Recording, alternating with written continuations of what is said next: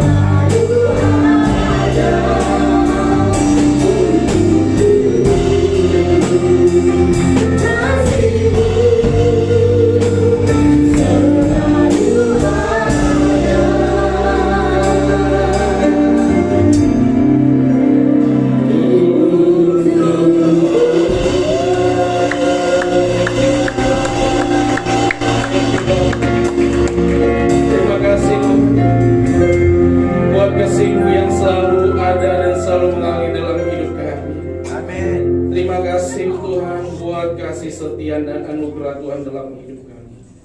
Terima kasih buat penyertaan Tuhan dalam hidup kami sepanjang minggu ini. Terima kasih saat ini kami bisa menyembah Tuhan. Itu karena bukan karena hebatnya kami, tapi karena kami tahu adalah karena kasih karunia Tuhan Kau berikan dalam hidup kami. Saat ini Tuhan, kami akan merenungkan kebenaran firman-Mu. Siapkan setiap hati kami sehingga firman-Mu yang ditabur tidak berlalu begitu saja dalam setiap hidup kami, tapi kami bisa menjadi pelaku-pelaku firman-Mu yang setia. Di dalam nama Yesus Kristus, haleluya, amin. Shalom. Silakan duduk. Puji nama Tuhan. Ya, di luar hujan, mungkin sudah bekerja apa tidak. Baik Bapak Ibu, kita akan belajar bersama-sama tentang kebenaran firman Tuhan di menjelang malam hari ini. Baik, kita akan buka di dalam Matius pasalnya yang ke-8, ayatnya yang ke-23 sampai pada ayatnya yang ke-27. Matius pasalnya yang ke-8, ayatnya yang ke-23 sampai ayatnya yang ke-27. Saya akan bacakan, Bapak Ibu bisa memperhatikannya. Lalu Yesus naik ke dalam perahu dan murid-muridnya pun mengikutinya. Sekonyong-konyong mengamulah angin ribut di dalam danau itu, sehingga perahu itu ditimbus gelombang, tetapi Yesus tidur. Maka datanglah murid-muridnya membangunkan dia. Katanya, "Tuhan, tolonglah kita binasa." Ia berkata kepada mereka, "Mengapa kamu takut, kamu yang kurang percaya?" Lalu bangunlah Yesus menghardik angin dan danau itu, maka danau itu menjadi teduh sekali. Dan heranlah orang-orang itu, katanya, "Orang apakah dia sehingga angin dan danau pun taat kepadanya?" Demikian pembacaan firman Tuhan. Bapak Ibu kekasih Tuhan, di sini kisah tentang Yesus meredahkan angin ribut. Ya, ketika Yesus bersama-sama dengan murid-muridnya naik perahu, dan dikatakan para murid begitu sangat ketakutan dan menganggap mereka akan binasa. Kalau kita tahu kisah murid-murid, mereka tahu bagaimana kedahsyatan Tuhan, bagaimana mukjizat yang Tuhan lakukan, karena mereka setiap hari bersama dengan Tuhan Yesus. Ya. Namun ketakutan yang dialami oleh para murid ini sangat berbanding terbalik ketika Yesus sedang tidur, Bapak Ibu. Ya.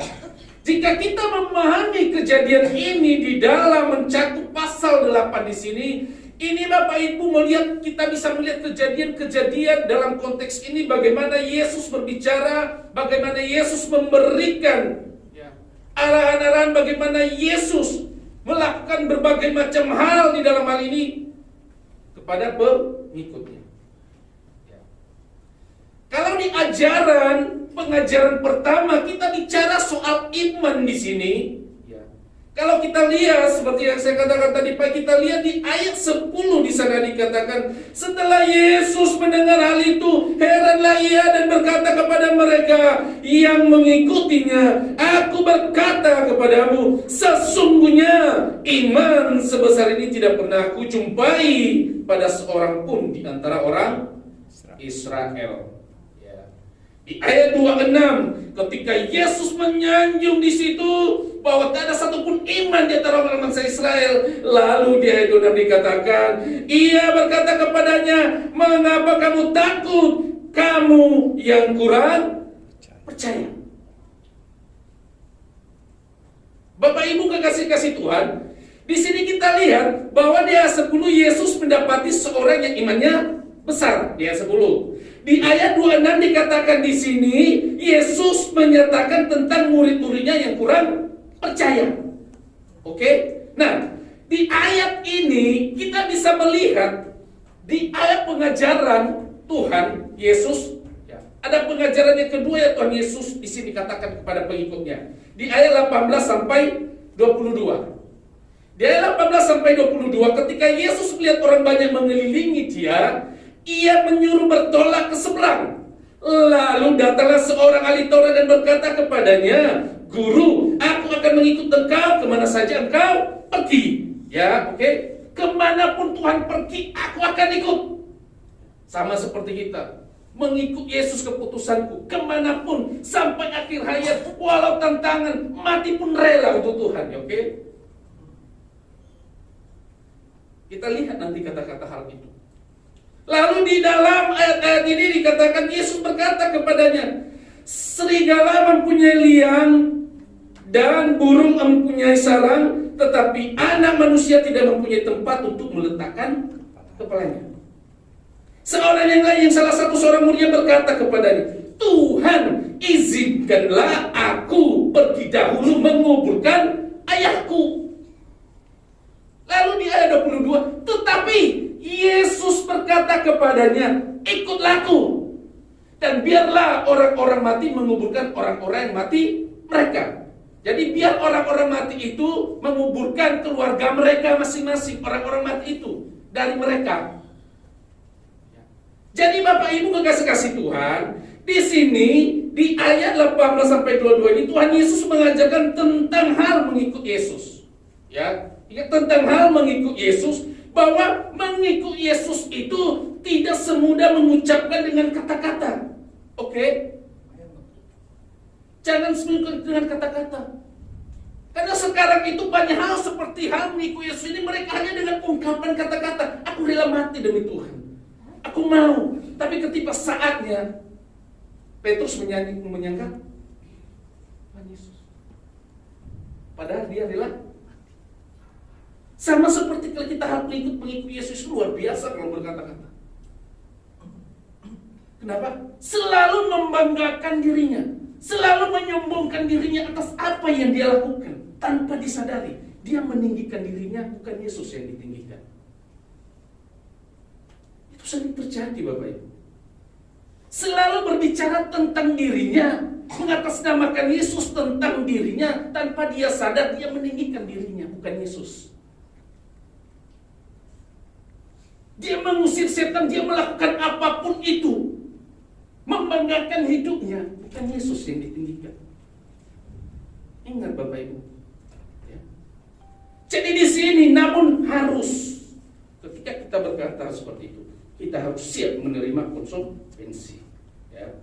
Nah, di sini Bapak Ibu, di ayat 23 kita lihat, lalu Yesus naik ke dalam perahu dan murid-muridnya pun mengikutinya.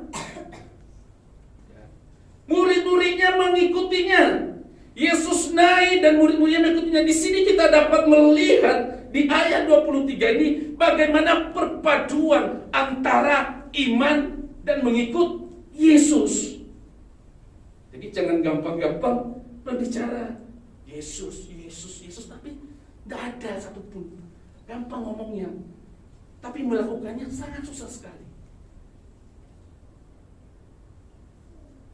Bapak Ibu kekasih-kasih Tuhan, bahwa mengikut Yesus tidak cukup dengan hanya kata-kata saja. Tidak cukup. Kamu mau menyembah, mau jungkir balik dengan kata-kata saja, percuma, tidak cukup kata Tuhan. Tidak cukup. Ya. Karena di sini kita lihat, namun harus siap menghadapi konsekuensi sebagai pengikut Kristus. Konsekuensinya apa Bapak Ibu? Dapat kita lihat, dapat dikatakan di bawah kita, di kisah yang ada di perahu ini dikatakan diombang-ambingkan oleh angin ribut. Ini adalah praktek langsung. Jadi ini praktek langsung dari pengajaran tentang ya mengikut Yesus. Ini praktek langsung tentang mengikut Yesus. Ini hal yang disampaikan kepada kita Bapak Ibu kekasih-kasih Tuhan. Di sini dikatakan jika kita mengikut Yesus bukan berarti tidak ada penderitaan, tidak ada persoalan, tidak ada kesusahan, tidak ada pergumulan dalam hidup kita. Yes? Oh, diam aja. Jadi namun ketika kita menghadapi penderitaan, Yesus hendak mengajar kita bahwa iman adalah kekuatan. Iman kekuatan dalam menghadapi semua itu. Iman dan kekuatanmu itu dalam kemampuanmu untuk menghadapi pergumulanmu itu. Ya. Jadi di sini iman berbanding terbalik dengan takut. Ya. Rasa takut adalah reaksi yang wajar manakala kita menghadapi banyak pergumulan, Bapak Ibu kasih Tuhan. Namun dikatakan ketakutan akan segera dilenyapkan oleh kekuatan iman. Kekuatan iman, ketakutan akan segera lenyap oleh kekuatan iman kita untuk menyelesaikan segala masalah kita. Ya. Makanya saya tadi bandingkan di dalam Markus, tolong dibuka Markus 30, Markus 4 ayat 35 sampai 40. Ini mari kita bandingkan di dalam Matius. Ya. Kenapa ada perbedaan? Padahal mereka sama-sama bersama Yesus, mereka tahu kejadian itu, tapi ini lebih spesifik dia sampaikan. Pada hari itu, waktu hari sudah petang, jadi ini spesifik di pare itu, kalau pada waktu itu kan belum tahu, ini pada hari itu waktu petang. Di petang menjelang malam ya, jam seginilah. Yesus berkata kepada mereka, marilah kita bertolak ke seberang. Mereka meninggalkan orang banyak itu lalu bertolak dan membawa Yesus beserta dengan mereka dalam perahu di mana Yesus telah duduk, dan perahu-perahu lain juga menyertai dia. Lalu mengamulah taufan. Kalau tadi itu badai, ini taufan yang sangat dahsyat dan ombak menyembur masuk ke dalam perahu. Sehingga perahu itu mulai penuh dengan air. Pada waktu itu Yesus sedang tidur di buritan di sebuah tilam. Maka murid-muridnya membangunkan dia dan berkata kepadanya, Guru, engkau tidak peduli kalau kita binasa. Beda tadi yang di Matius. Tadi kalau di Matius dikatakan itu, maka murid-muridnya membangunkan dia katanya, Tuhan tolonglah kita binasa. 4. Ia pun bangun, menghardik angin itu dan berkata kepada danau itu, diam, tenanglah. Lalu angin itu reda dan danau itu menjadi teduh sekali. Lalu ia berkata kepada mereka, mengapa kamu takut? Mengapa kamu begitu takut? Mengapa kamu tidak percaya? Bapak Ibu kekasih-kasih Tuhan, ada perbedaan reaksi di sini. Di Matius dan di Markus, sehingga kita semakin mendalami pesan yang hendak disampaikan melalui Injil Matius ini. Ya, yang kita lihat di sini adalah pelajaran bagaimana reaksi para murid di sini. Oke, reaksi para murid di sini di dalam Markus berkata, ini berbentuk satu seruan kepada Tuhan. Dia berkata, Guru, engkau tidak peduli kalau kita binasa. Ini di dalam Markus, berarti ada seruan, Guru, engkau tidak peduli kalau kita binasa. Kalau kita kembali ke Matius, dikatakan di sana, ini adalah bentuk doa yang disampaikan. Kalau kita minta kepada Tuhan itu kan, berilah kami, tolong Tuhan, aku tidak mampu. Nah di sini bentuk doa ini berkata, Tuhan, tolonglah. Oke, Tuhan tolonglah kita binasa. Lalu pengajaran Yesus di sini, di dalam Markus ini, saya lihat lagi, Yesus di dalam Markus itu terlebih dahulu berkata di sini, meredakan angin ribut, baru Yesus berkata. Di Markus, Yesus meredakan dulu angin ributnya, baru Yesus mau berkata. Tapi kalau di Matius, Yesus berkata dulu, baru angin ribut diredakan. Paham? Kita lihat dalam hal ini. Kenapa ada perbedaan di sini? Kalau di Markus bicara dulu, baru berkata. Kalau di Matius lakukan dulu, baru bicara.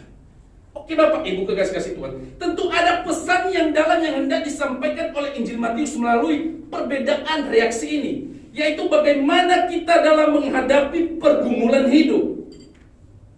Bagaimana cara kita menghadapi pergumulan hidup? Yang pertama yang harus kita lakukan adalah berdoa. Yes, berdoa. Yang kedua di sini adalah bahwa dalam perjalanan hidup kita akan ada badai ataupun akan ada pergumulan yang akan kita hadapi. Benar? Pasti hal itu. Ada pergumulan kita hadapi. Namun demikian kita yakin bahwa kita ada bersama-sama dengan Tuhan yang memberikan kita pengajaran hari ini. Bahwa di situ juga dalam pergumulanmu, kesusahanmu, Tuhan ada. Amin.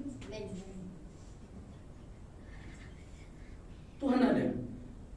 Ketika Yesus dan para murid di sini ke dalam perahu, sekonyong-konyong dikatakan datanglah angin ribut. Angin ribut di sini bukanlah angin keras biasa, sebab dikatakan sebagian besar murid Yesus notabene adalah seorang pelayan, benar. Mereka ada nelayan yang biasanya menghadapi badai, yang biasanya menghadapi gelombang-gelombang besar, benar. Ya. Dan itu mereka tidak akan takut dan tidak akan pernah panik, karena mereka tahu apa yang akan terjadi. Jam berapa mereka pergi ke laut, apa ada ikan di sana, gelombang bagaimana, anginnya mengarah kemana, pasti mereka tahu, benar. Karena mereka nelayan. Dan pada saat itulah di dalam kesombongan mereka, keingintahuan mereka itu, mereka meninggikan hidup mereka sendiri, mereka membanggakan kesombongan mereka, mereka mampu. Benar? Kadang kita itu tanpa kita sadari, kita bisa saya luar biasa karena Tuhan, saya luar biasa karena Tuhan, memang benar. Tapi dirimu sendiri yang kau omongin terus, bukan Tuhannya. Yes. Di sini Bapak Ibu kita bisa melihat hal ini membuktikan badai itu tersebut berada di luar batas mereka. Yang selama ini mereka bisa menghadapi kepanikan-kepanikan di dalam gelombang angin terjang, gelombang yang besar. Sekarang badai itu di batas kekuatan mereka, kemampuan mereka untuk mengatasinya. Nah, bukankah reaksi yang ditunjukkan oleh para murid ini juga menjadi gambaran hidup kita setiap hari? Ini gambaran hidup kita setiap hari. Ketika badai gelombang, yakni kesulitan itu datang menerpa kita, maka kita bisa melihat kita tidak dapat lagi melihat kesulitan itu sebagai ujian iman. Kadang-kadang kita tidak mampu lagi melihat kesulitan itu sebagai ujian iman kita. Makanya Bapak Ibu, Tuhan Yesus menegur mereka dengan keras. Mengapa kamu takut? Kamu yang kurang percaya. Ya. Kata kurang percaya di sini berarti orang yang beriman kecil. Ya. Sebab dikatakan di sana mereka di sini menjadi komitmen mereka belum menjadi iman yang terbukti. Ya. Karena menghadapi itu aja mereka udah tidak sanggup. Bayangkan Bapak Ibu, hidup mereka setiap hari di laut. Perjalanan mereka berjalan melalui banyak tantangan. Mereka tahu tantangan yang dihadapi oleh guru mereka. Perjalanan mereka bagaimana Tuhan melakukan mukjizat, bagaimana Tuhan melakukan hal-hal yang luar biasa. Itu mereka lihat setiap hari. Dan ketika mereka dah masuk ke laut pun mereka mengajak Tuhan Yesus ke situ untuk duduk, dipersilakan itu, karena mereka sudah tahu kami yang menakodai, guru duduk di buritan belakang saja, silakan itu. Kita ini sudah mampu. Ini pekerjaanku setiap hari, nggak usah cari, nggak usah dia cari. Sama kayak kita. Ini di pekerjaanku setiap hari tak kerjakan, sedikit pun nggak akan meleset. Ini pirang tahun nih seumur hidup aku menjalani ini loh. Nggak perlu. Wes di belakang aja. Tapi ketika ombak itu menghadiri, angin tafan itu menghadiri, apa yang terjadi?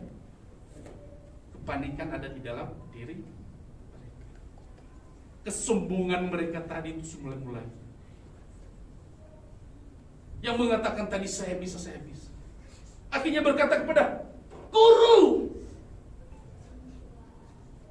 kenapa kamu tidur saja? Tidakkah kau kita ini akan binasa, kita ini tenggelam? Ayo bangun. Padahal sudah tahu bahwa Tuhan itu mampu melakukan apapun, benar?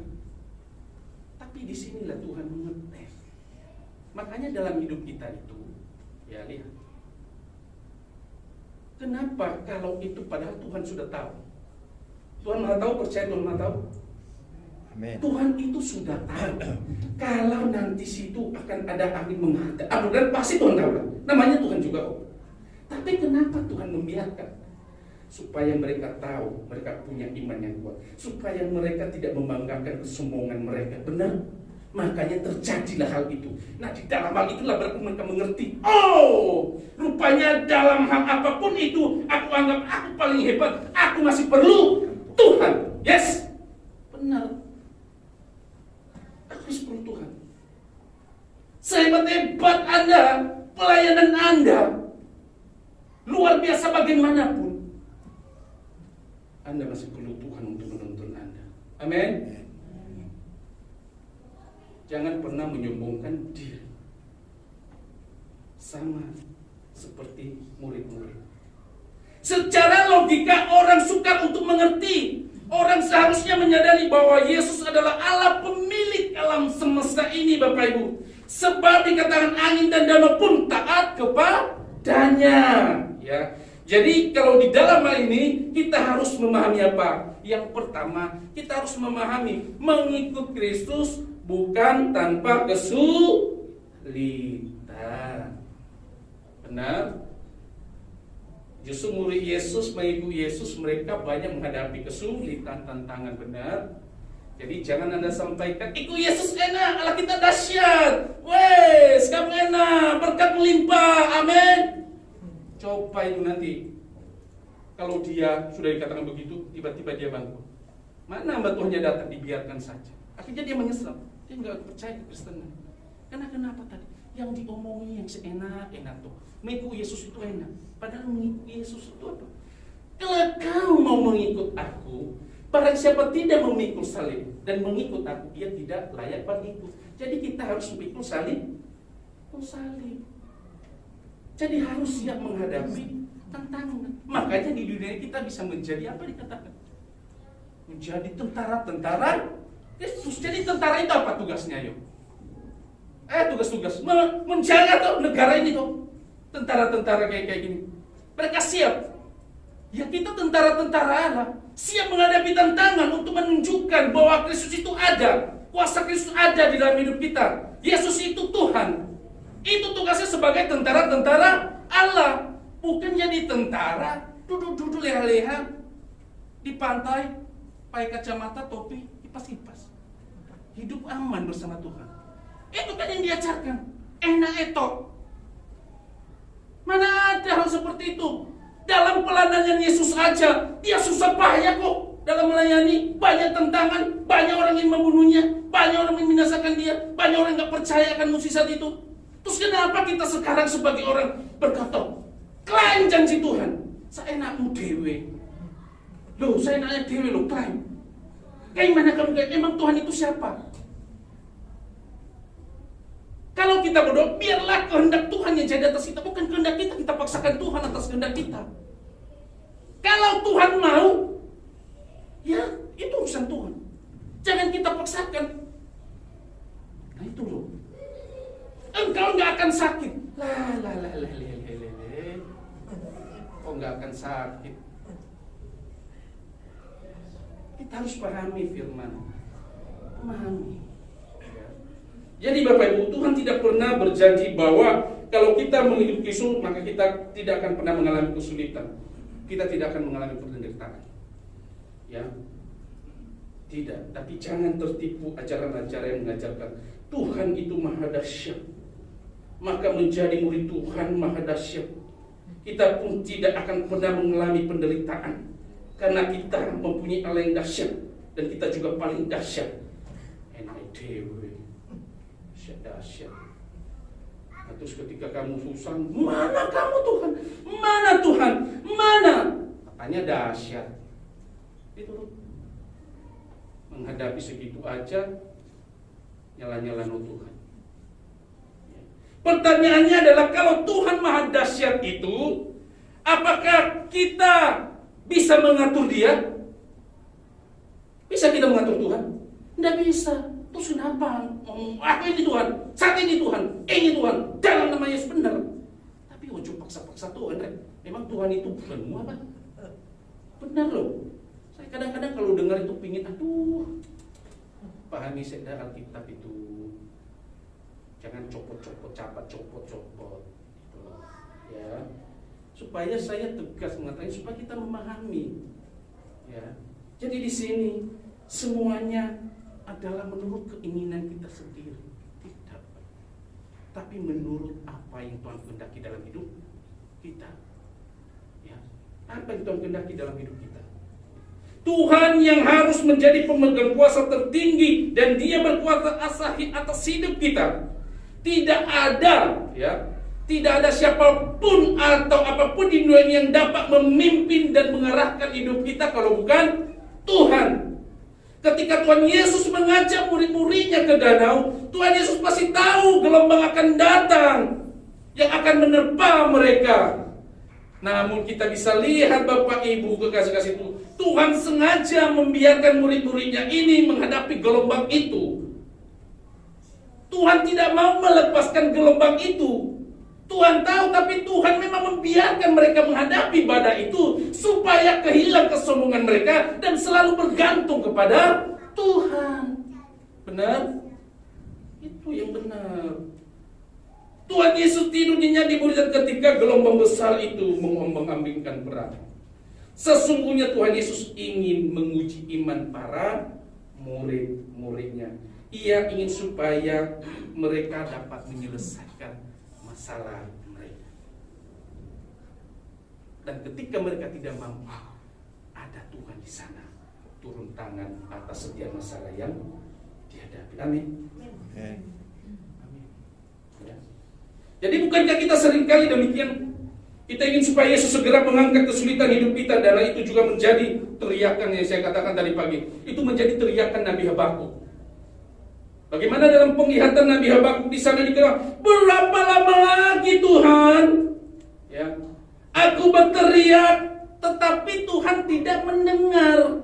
Aku ini loh teriak, wah Tuhan, Tuhan, Tuhan, tolong Tuhan, Tuhan. Tapi enggak dengar.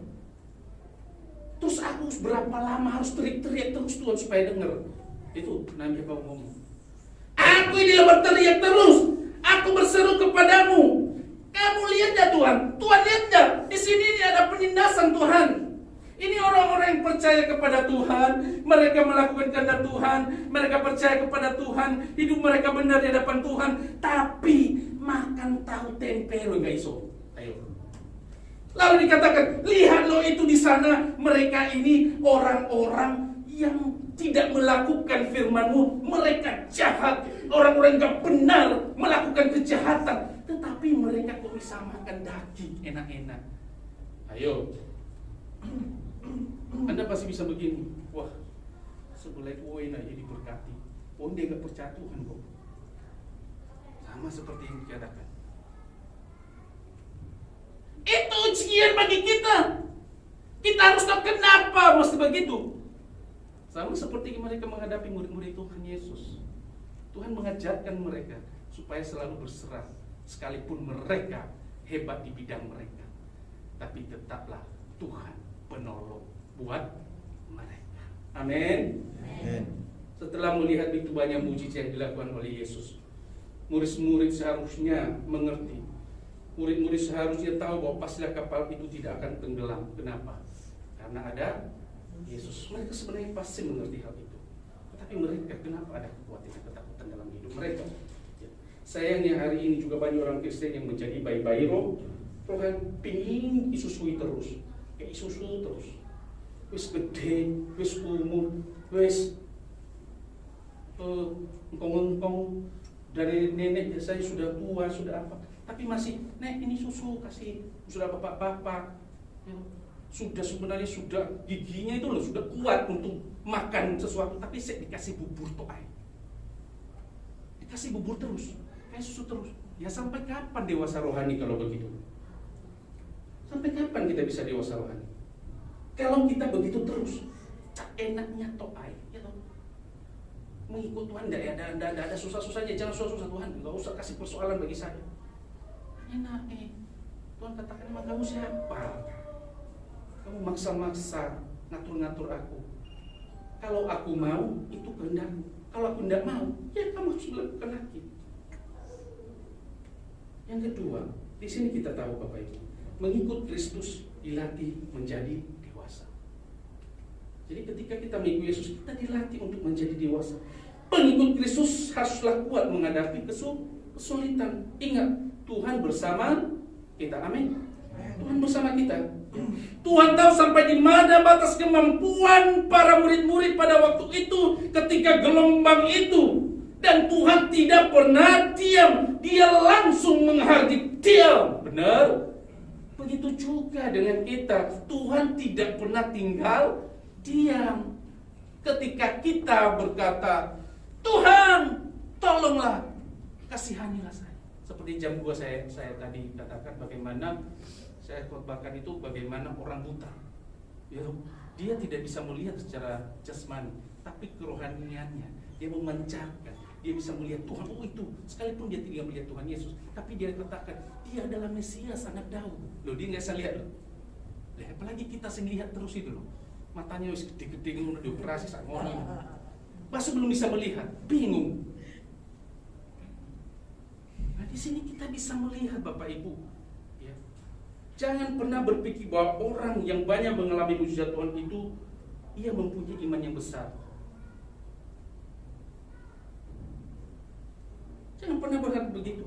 Justru sebaliknya, orang yang senantiasa ditolong Tuhan menunjukkan imannya berdiri. Tolong terus saya. Nggak pernah kuat menghadapi kita. Dikit-dikit Tuhan. Lakukan dulu. Tuhan itu ingin kita melakukan dulu. Kita belum melakukan Tuhan. Lakukan dulu dong. Belum bertindak sudah ngene-ngene tuh. Sama seperti kilo. Belum kerja, gajimu bisa boleh nggak kerja tapi minta gaji. Sama seperti itu. Imanmu kecil. Minta Tuhan terus. Tapi nggak ada tindakan yang kamu lakukan. Itu maksudnya. Ya. Jadi jangan hanya minta terus Tuhan menunjukkan gini-gini Tuhan seharusnya kita ini malu. Ya. Tidak punya daya juang untuk menghadapi kesulitan. Perhatikan ketika iman itu sampai pada titik puncak, maka Tuhan menunjukkan bahwa kita mempunyai kekuatan. Ya. Pertahanan yang sangat besar. Bapak Ibu, hal ini sangat kontras dibandingkan dengan Tuhan Yesus ketika ia harus menghadapi penderitaan. Benar? Bagaimana Yesus menghadapi penderitaan? Ya, yang begitu besar, Bapak kalau boleh cawan ini lalu dari padaku. Kalau boleh, dia nggak boleh. Lalulah kalau boleh. Berarti dia karena kehendak Tuhan. Kalau boleh, aku tidak memaksakan karena itu kehendakmu. Kalau engkau lalukan kalau boleh, ya puji Tuhan. Benar? Jangan bilang, lepaskan hari ini Tuhan. Cak enakmu dewe. Lepaskan. Berketan dia jika gitu itu. Ya. Jadi di sini lalukanlah. Tuhan tidak meminta supaya Bapak mengangkat cawan itu. Ya, di sini. Ya. Kesulitan hidup yang Tuhan perkenankan untuk kita lewati di masa kesulitan yang kita hadapi bukan sebagai akibat dari perbuatan dosa kita. Makanya biarlah sikap kita meneladani sikap Yesus. Biarlah kehendakmu yang jadi. Kehendak Tuhan yang jadi. Makanya Tuhan kan Bapa kami yang di sorga dikudus. Jadilah kehendakmu di bumi seperti di sorga. Bukan jadilah kehendakku tato-ratuno ayo saiki. Tuhan ayo saiki kehendakku, kehendakmu dibalik-balik no. Ya toh? Jangan begitu. Ya. Jadi Indonesia ini sangat justru berbalik. Kita masih bayi-bayi rohani, masih belum mampu makan nasi, masih pupur atau SNK. Ya. Yang ketiga terakhir, saya tahu Bapak Ibu sudah bosan dengan perkataan saya. Jadi kita lihat, ya yang ketiga, mengikut Kristus disiapkan untuk melakukan perkara besar.